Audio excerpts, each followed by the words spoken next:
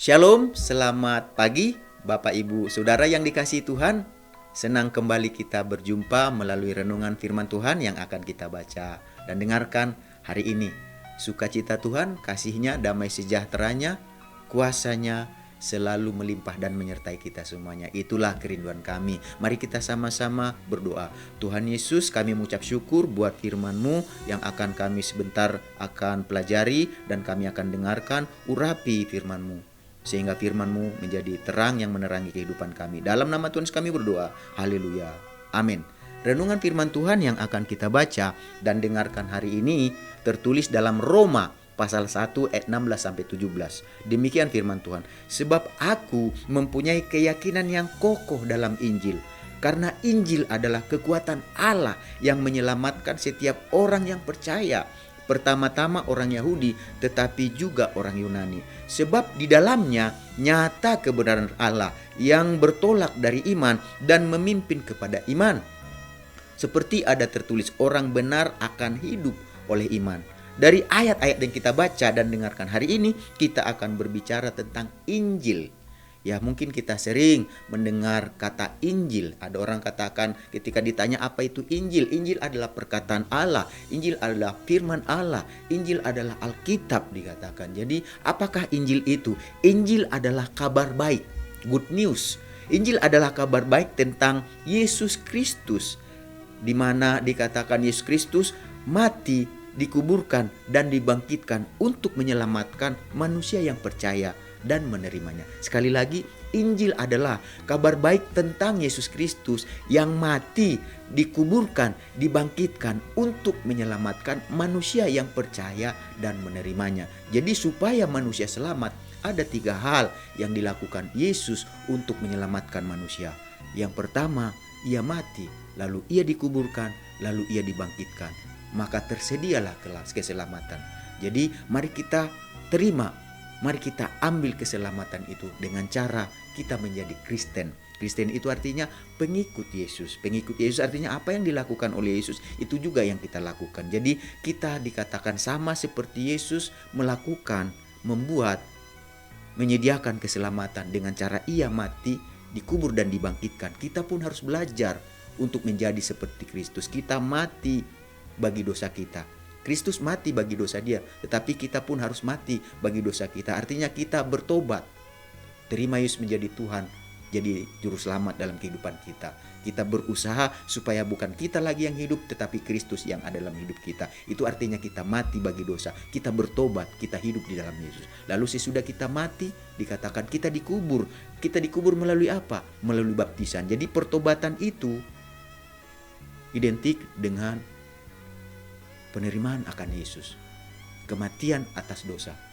Dan sesudah itu kita memberi diri dikubur sebagai tanda bertobat melalui baptisan. Karena waktu kita dibaptis, saat itu dosa-dosa kita diampuni. Ketika kita dibaptis dalam nama Tuhan Yesus, bukan hanya dosa kita diampuni, kita menjadi warga kerajaan Allah. Kita dilahirkan menjadi warga kerajaan Allah. Lalu bukan hanya kita dilahirkan menjadi warga kerajaan Allah, kita diselamatkan dari hukuman atas kehidupan kekal di neraka. Kita memperoleh hidup kekal di surga. Lalu kita juga bukan hanya diselamatkan, kita akan menjadi anggota tubuh, menjadi milik Kristus ketika kita dibaptis. Tapi sesudah kita dibaptis, dikubur, kita harus bangkit. Melalui apa? Melalui Roh Kudus. Kita terima Roh Kudus dan kita dipenuhi Roh Kudus, kita dipimpin, dikendalikan oleh Roh Kudus. Itulah Injil. Jadi Rasul Paulus memiliki keyakinan yang luar biasa terhadap Injil. Dia memiliki keyakinan yang kokoh terhadap Injil. Jadi ia tidak malu akan keyakinannya terhadap Injil. Ia berkata di dalam Roma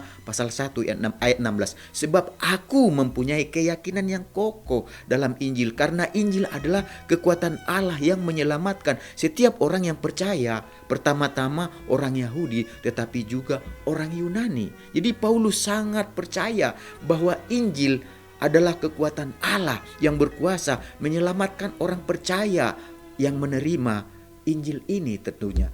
Jadi Paulus memiliki keyakinan yang kokoh bahwa Injil adalah cara Allah untuk membawa semua orang yang percaya menuju surga yang kekal. Paulus sangat berkeyakinan melalui Injil semua orang yang percaya dan menerimanya dinyatakan benar di hadapan Allah. Sebab manusia yang telah berdosa akan dinyatakan benar di hadapan Allah ketika ia mau percaya dan menerima Injil. Setelah seseorang percaya dan menerima Injil, ia harus hidup oleh iman. Karena orang benar dikatakan akan hidup oleh iman. Dan iman yang dimaksud tersebut adalah iman kepada Yesus Kristus. Terima Yesus menjadi Tuhan dan Juru Selamat dalam kehidupan kita pribadi. Karena seseorang yang ada di dalam Kristus, jika kita baca di dalam 2 Korintus 5 ayat 17 dikatakan begini, jadi siapa yang ada di dalam Kristus, ia adalah ciptaan baru. Yang lama sudah berlalu, sesungguhnya yang baru sudah datang. Jadi setelah seseorang menerima Injil, menerima Kristus menjadi Tuhan dan Juru Selamatnya pribadi, ia menjadi ciptaan baru, dibenarkan di hadapan Allah. Oleh karena itulah ia harus meninggalkan kehidupan lamanya, kehidupan yang berdosa, kehidupan yang berpusat kepada diri sendiri. Itu harus dia tinggalkan. Kehidupan yang lama, yaitu yang menyenangkan diri sendiri, setelah ia diciptakan di dalam Kristus, setelah ia menerima Yesus Kristus menjadi Tuhan dan Juru Selamatnya, hidupnya harus berubah, hidupnya harus diubah, meninggalkan kehidupannya yang lama, yang berpusat kepada diri sendiri, kepada kehidupan yang baru, yang berpusat kepada Kristus. Jadi sekarang dia kehendaknya, keinginannya, kesukaannya adalah kehendak Kristus, kesukaan Kristus, menyenangkan Kristus. Jadi dikatakan di sini menyenangkan Kristus berarti hidup dipimpin oleh iman kepada Kristus. Oleh karena itulah orang benar harus hidup oleh iman.